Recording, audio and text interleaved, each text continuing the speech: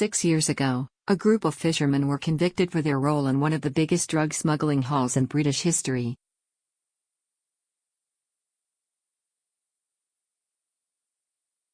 Campaigners, and one of the original jurors, say that serious doubts remain about the safety of those convictions.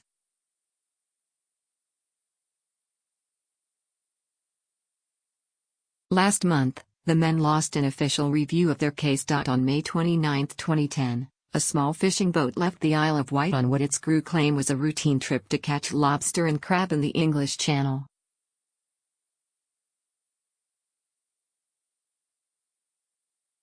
At the same time, a major surveillance operation was also underway, led by the Serious Organised Crime Agency, which had intelligence about cocaine being on board a giant container ship sailing from South America.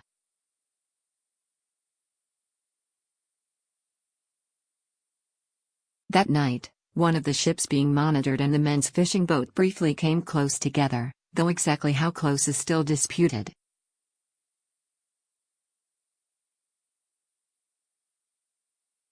The next day 11 sacks were found tangled around a buoy in Freshwater Bay to the south of the island, each packed with a pure form of cocaine that had a street value of £53 million.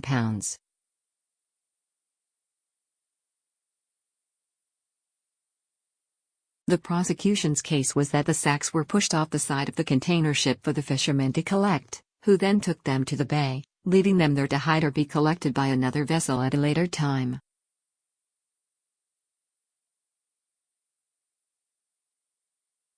The 5 men, Daniel Payne, Zoran Dresic, Jonathan Beere, Scott Birtwistle and Jamie Green, were found guilty of conspiracy to smuggle Class A drugs and given sentences of up to 24 years each.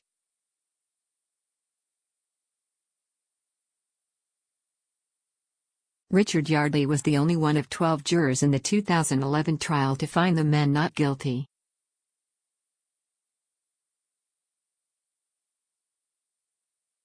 When the verdicts were read out, he says his heart was pounding like it was going to come out of my mouth.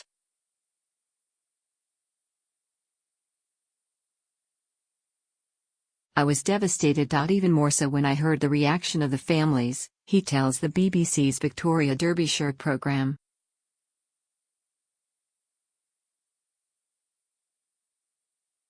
There are lots of things wrong about that case.Loads. I was convinced beyond reasonable doubt at the time that they were not guilty.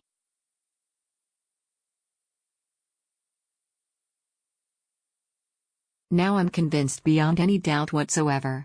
The men's case has been taken up by the Centre for Criminal Appeals, a charity run by Emily Bolton, a British lawyer who worked for years on death row and innocence projects in the US.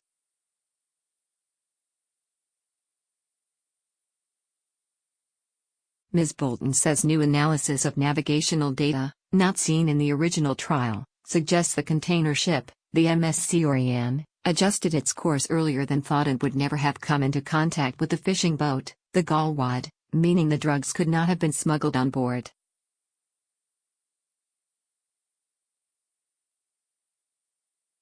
The implication of the tracks not crossing in this case is absolutely fundamental, she explains.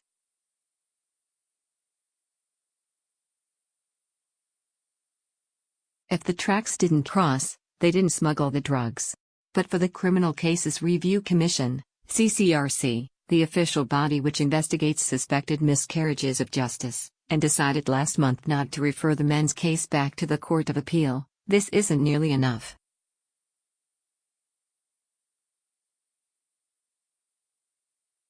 Their expert is now saying the little boat was 175 meters away from the big boat, says David James Smith, the CCRC commissioner who has just reviewed the case.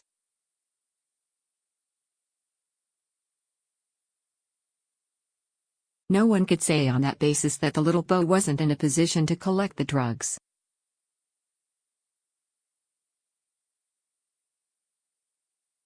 You'd have to remove them, the fishermen, from the area altogether to make a difference.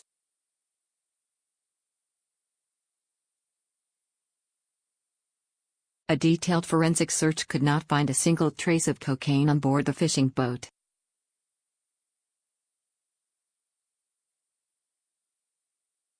The drugs were wrapped in sealed plastic sacks, but there is some evidence water leaked into the powder.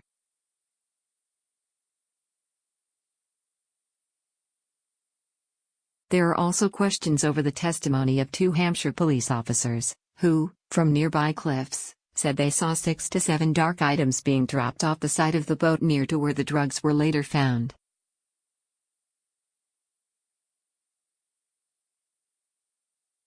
At trial, the fishermen claimed, if anything, they may have been throwing waste overboard at the time.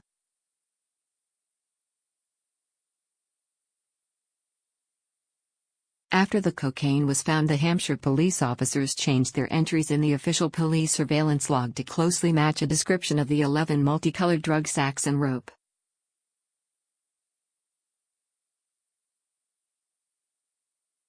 Altering a surveillance log is allowed so officers can later clarify what was seen.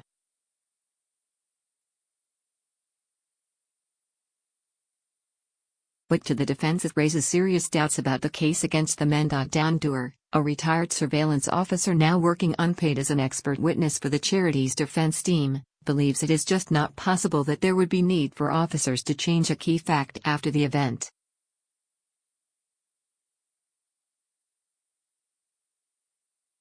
From my point of view, these fishermen have been convicted on one piece of evidence, which I do not believe actually happened, he said.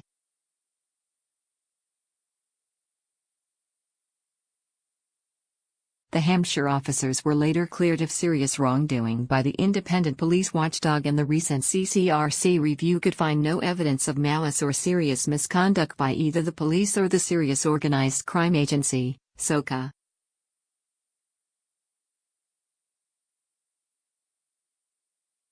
Believe me, we've looked hard, and if it was there we would have found it, says CCRC Commissioner David James Smith.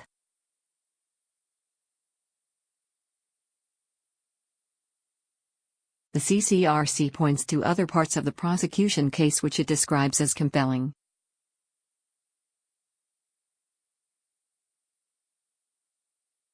As the men navigated their way through the channel, a number of calls were made to the satellite phone on the fishing boat from a mobile handset purchased that day with a fake name.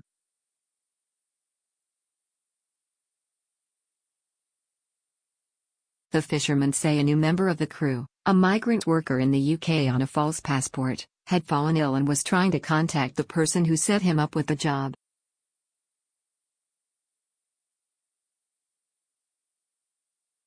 Watch video journalist Jim Reed's full film about this case on the BBC's Victoria Derbyshire programme website.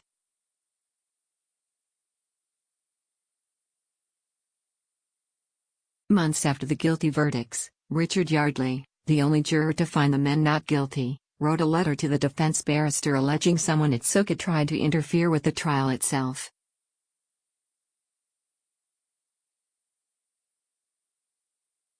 In allegations later heard in court, Mr. Yardley said a SOCA officer aware of the case had got into conversation with another of the jurors at a local health club.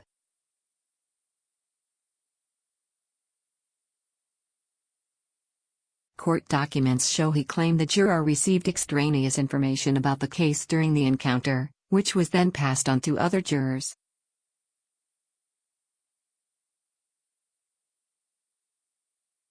This included the claim that the SOCA officer said although the agency had made mistakes during the operation, the accused were in fact all guilty.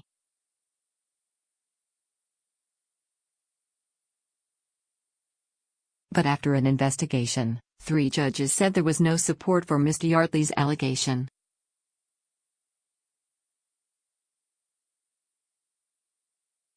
They questioned his credibility and ruled his evidence could not be relied upon. Mr. Yardley is still adamant the conversation did take place.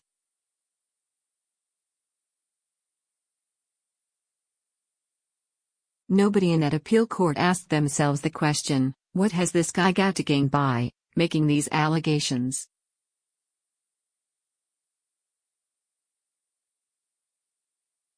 By putting himself in a position where he is interrogated for 2 hours? He says.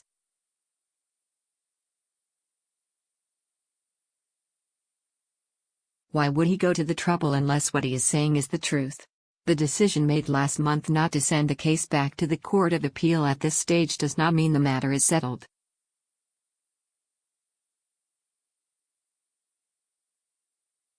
According to the CCRC's latest annual report, it referred just 12 of the 1,563 cases it looked at last year, the lowest number since it started work 20 years ago.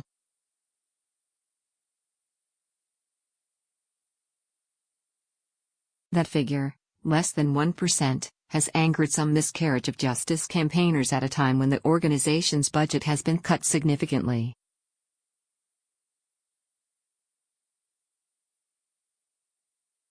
The CCRC is supposed to be the gateway to the Court of Appeal, but at the moment it's functioning as a locked door, says Ms. Bolton.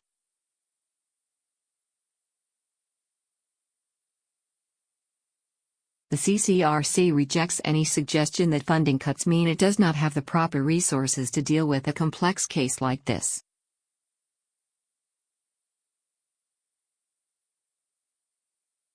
I think we've been extremely thorough in our work, says CCRC Commissioner David James Smith.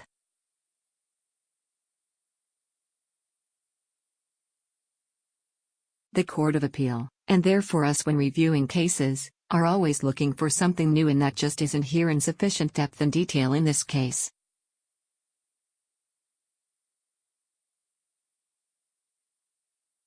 For the fishermen, there is still the chance of fresh evidence emerging which the CCRC will have to look at again.